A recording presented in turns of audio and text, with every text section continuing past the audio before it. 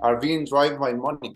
So we have these things which we are going to speak about, and the companies behind them, they are going for the profit. They are not taking care of the society part. So for example, just a little example, like these companies like spend like big budgets on development of the new products and the algorithms and all this stuff for gaining profit, but they make it so difficult for you like to do parental control like on the mobile phone.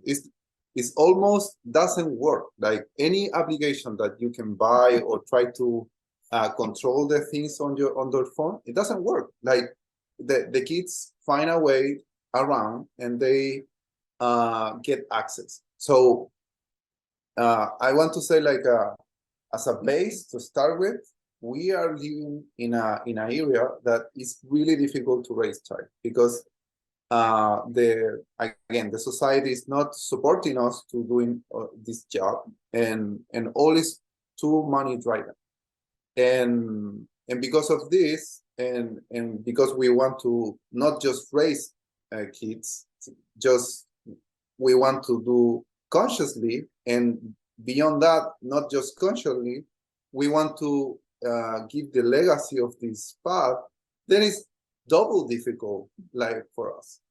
So that's I think it's really good to understand that where you are putting yourself in. So that's why we say like it's really important that you have this consciousness when you are going to have or planning to have kids, because this is what you are going to deal with.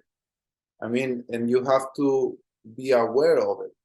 So many people what does is that they they don't plan for this. Like they know that they want to have kids, but they don't have this in their conscious mind, like this is what I'm going to have to take care of it.